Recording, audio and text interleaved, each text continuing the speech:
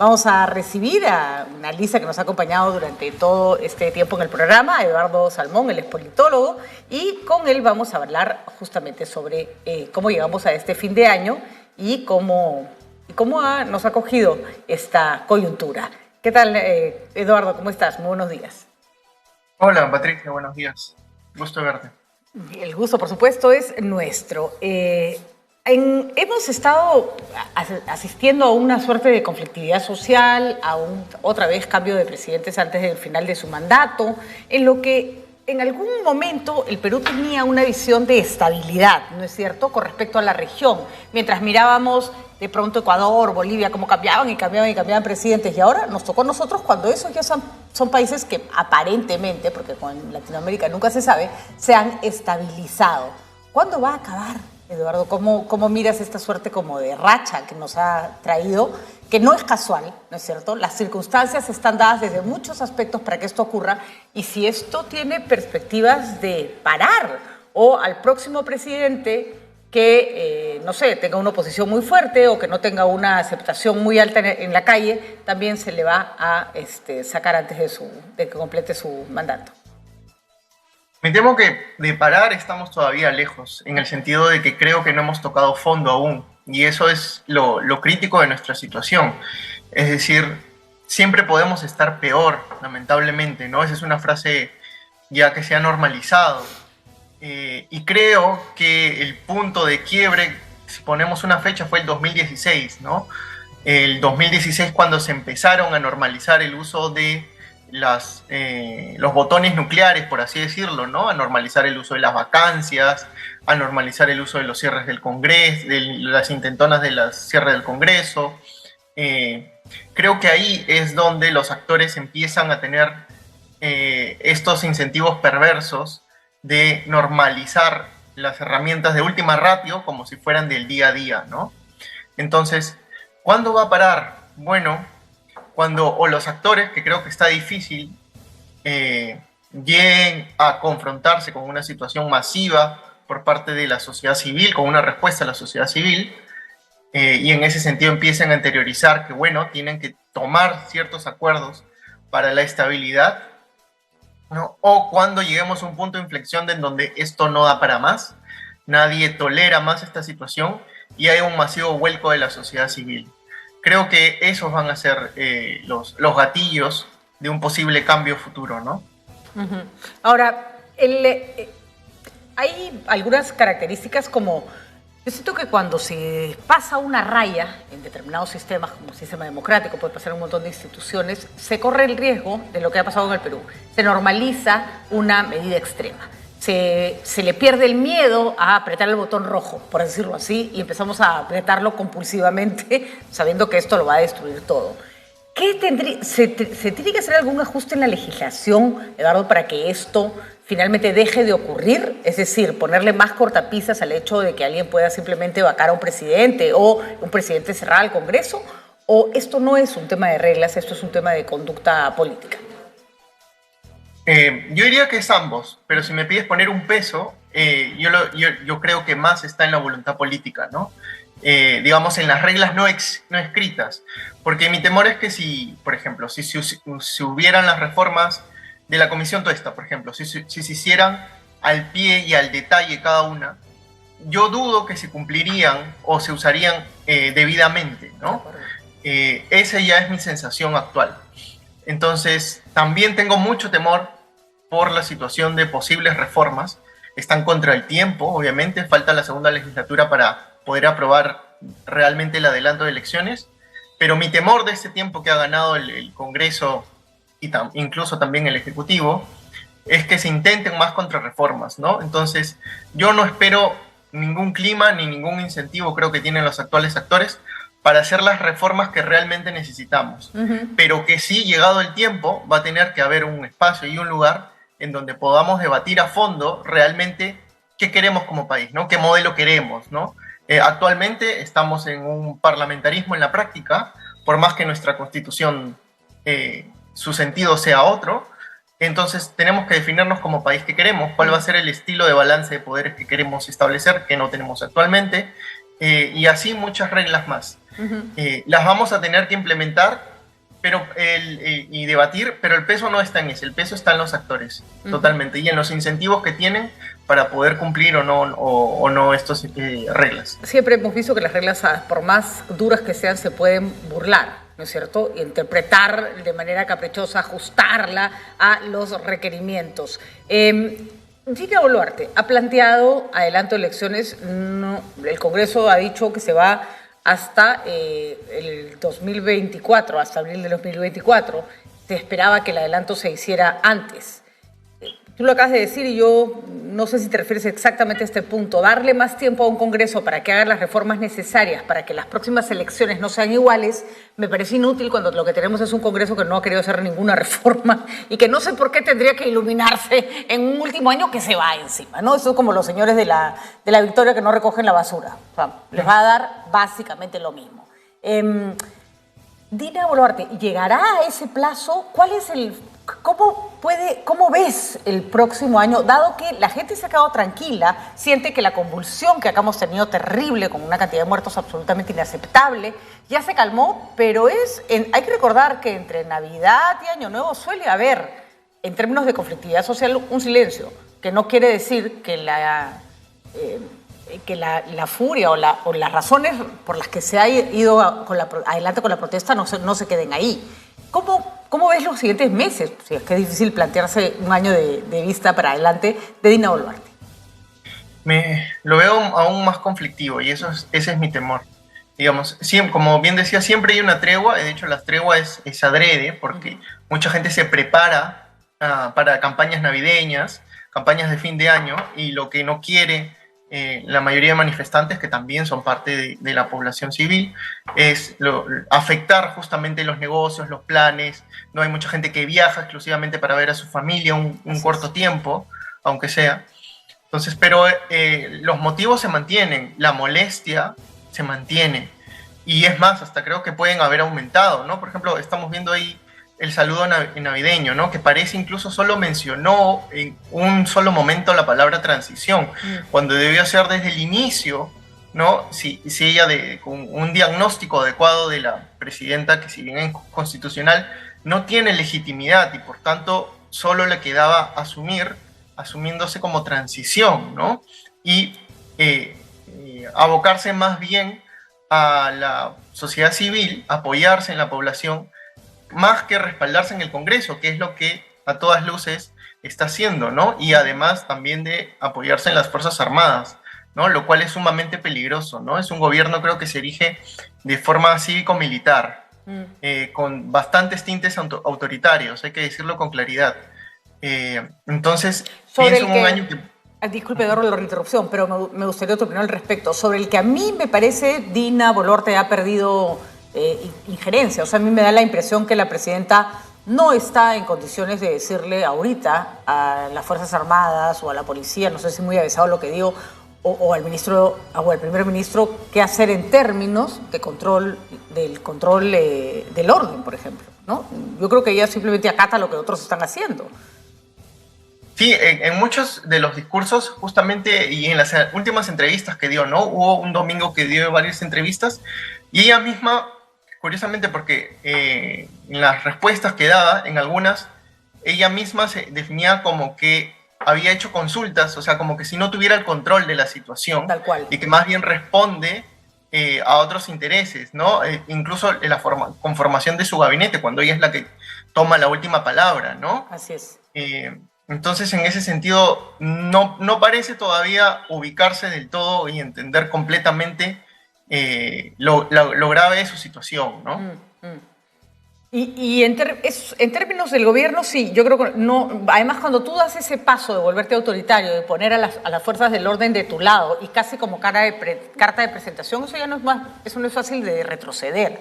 Diste un paso muy fuerte en términos simbólicos que además tiene aceptación en cierta población. Hay que decirlo, en la población que está en Lima, que está más cerca de ella, digamos, ¿no? Es una situación compleja. Y en términos de esta convulsión social que tiene, creo yo, muchas caras, muchos protagonistas, muchos matices que se encuentran todos en la calle y que a la hora de combatirla nadie se toma el trabajo de hacer la distinción que se tiene que hacer, por cierto. ¿no?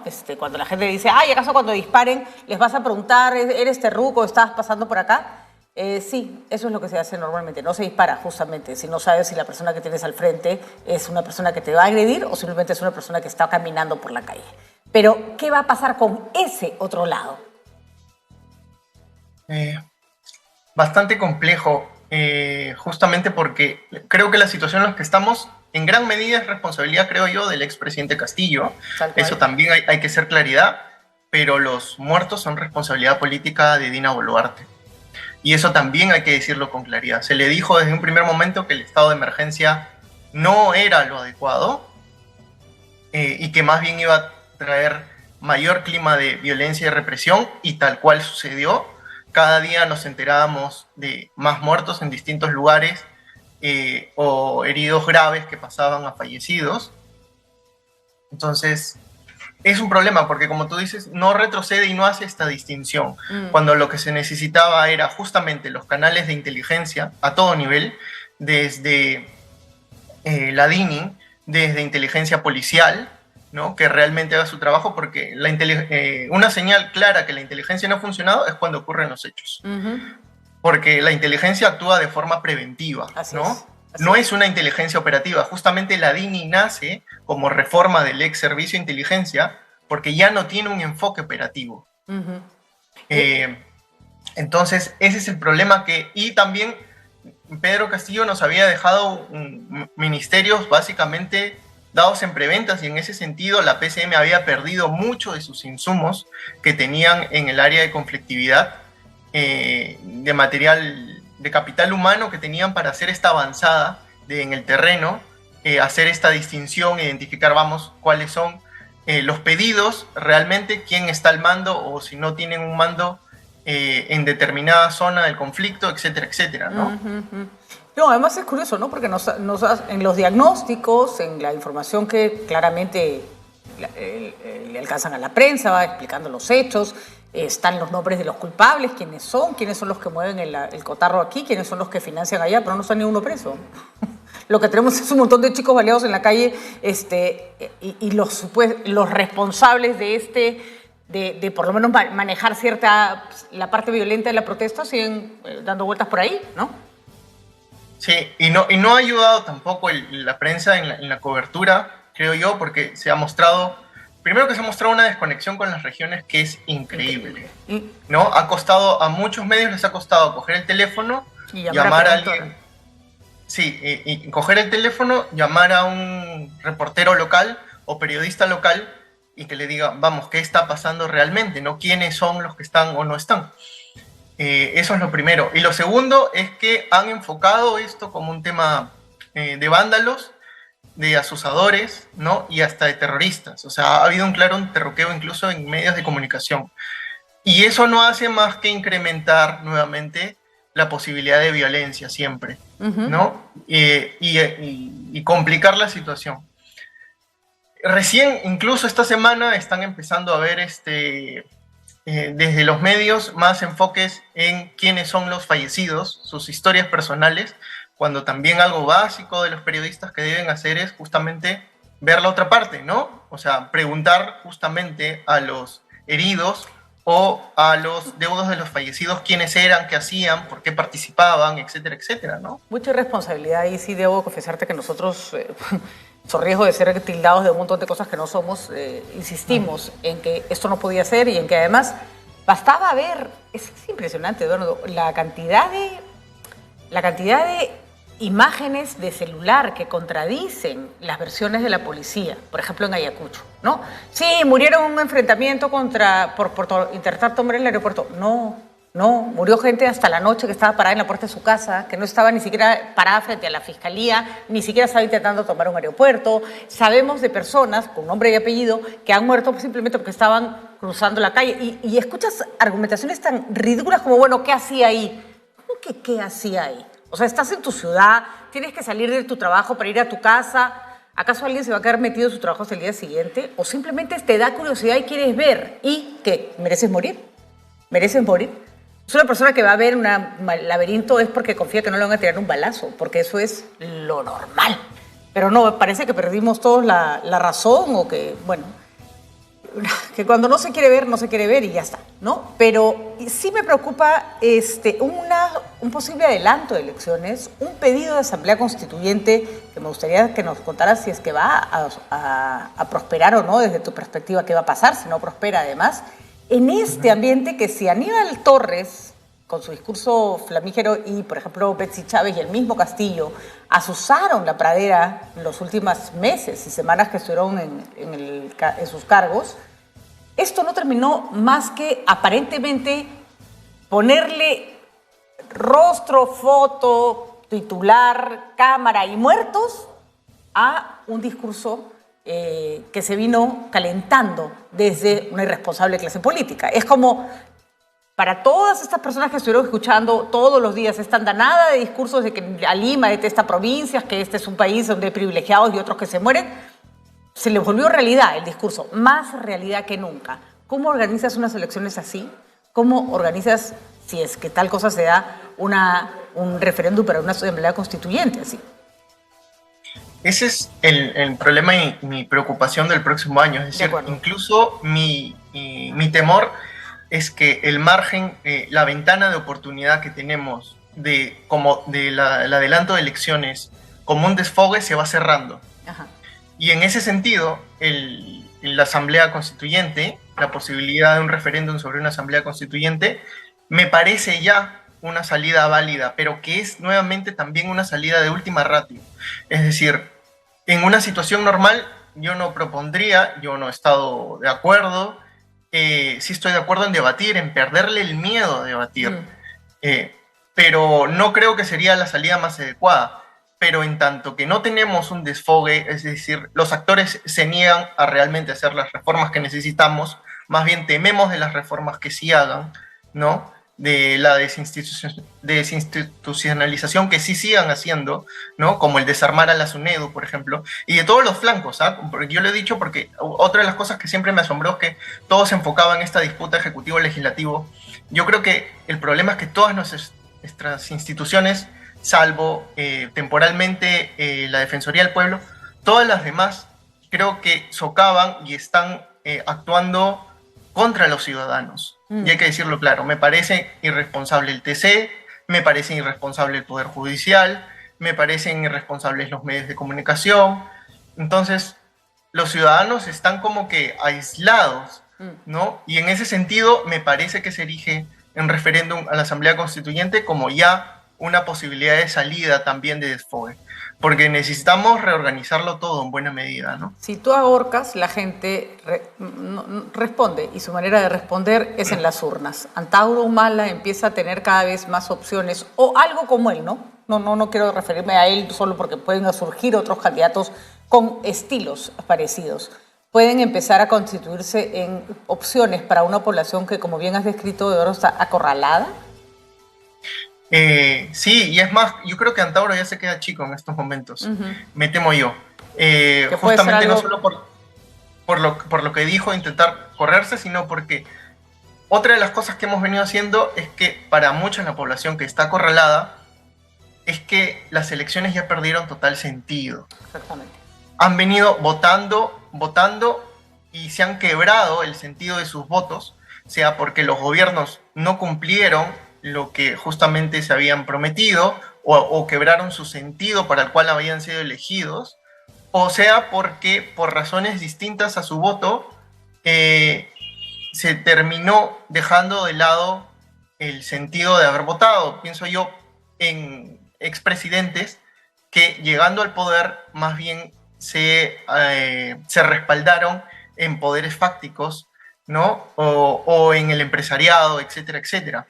Entonces, en ese sentido, para muchos la elección ya no tiene ningún sentido, ¿no? Y ese es mi más grave temor. O sea, por ejemplo, lo que acaba de ocurrir molesta porque hay una población que realmente tenía en Pedro Castillo, no era mi caso, pero tenía un sentido de identidad muy fuerte, que se le negó el resultado desde el primer día, ¿no? Se le persiguió el voto, que es básicamente negar la identidad de ciudadanos que existía, ¿no?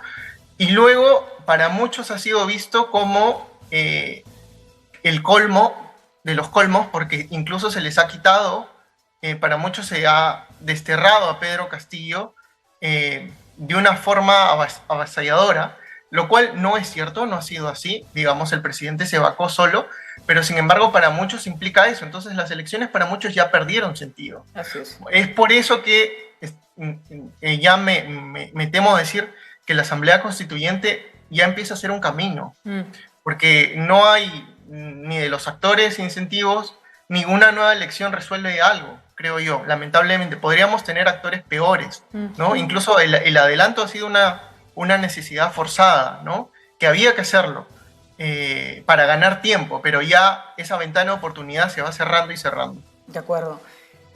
Preocupante. Yo también pienso que estamos en un punto muy complicado en el que incluso salidas como la constituyente, yo no sé si simbólicamente pueden tener un sentido, pero si se instaura una constituyente, que seguro tampoco la gente siente que esas cosas van a cambiarle la vida rápido, no le van a cambiar la vida rápido, se está cocinando una cólera, se está cocinando un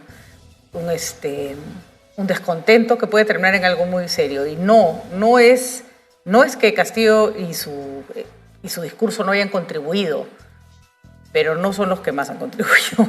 Desde que se les negó el derecho a haber elegido el presidente que eligieron los peruanos que votaron por Castillo, y después el ninguneo, el maltrato que se ha terminado sellando a balazos, no podemos esperar que sea una población que vaya a votar con calma ni que esté con ganas de escuchar razones, no por el momento en todo caso.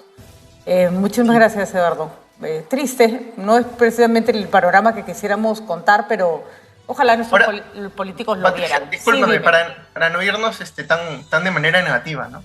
A pesar de que no hay insumos, no hay actores, digamos, con bastante solidez, sin embargo, siempre nos demuestra nuestro país que todavía hay algo ahí que nos sostiene. Pensemos en, por ejemplo, los presidentes regionales y sus comunicados, incluso les marcaron la pauta a la presidenta lo que podría hacer. Así es. Y nos mostraron mayor madurez política y que todavía hay insumos políticos como para reconstruir el país. Totalmente. ¿No? Y en esa línea, creo yo que también hay que perderle temor a debatir una constituyente, porque se dice, bueno, no hay actores sólidos, no hay actores fuertes. Empecemos por compensar entre nosotros y buscarlos, porque creo que nos han demostrado, mira, tanto Lima ha despreciado a otras regiones y sin embargo son estas otras regiones que demostraron más madurez política en la situación más crítica. Y entonces en ese sentido empecemos a buscar insumo que todavía sí hay entre peruanos. Pienso igual. Y con todo las torpezas que han cometido después los poderes que no hicieron lo que tenían que hacer, la respuesta frente al intento o el golpe de Castillo, porque Castillo dio un golpe que le salió mal, no es que intentó dar un golpe. Frente al golpe de Castillo, la institucionalidad respondió de manera adecuada, ¿no es cierto? Los otros poderes del Estado dijeron así no, y no tuvimos pues lo que ocurrió en los 90, que finalmente todo el mundo se plegó con entusiasmo, empezando por las Fuerzas Armadas y las Fuerzas del Orden. También hay cierta institucionalidad en la que podemos confiar, pero se necesita más. Eduardo, sí, estamos al límite. Estamos al límite. Muchísimas gracias. Lo mejor para ti, que tengas un magnífico año, y gracias siempre por habernos acompañado este 2022 con tu análisis político. Seguiremos el próximo año, como siempre. No, gracias a ustedes y gracias a Nativa por lo que viene haciendo. Sé que es impopular decir que no hay terroristas en las protestas, que sobre todo en Lima, explicar con claridad, y lo que vienen haciendo me parece muy importante desde Nativa, ¿no? Gracias. Así que gracias a ustedes, más bien.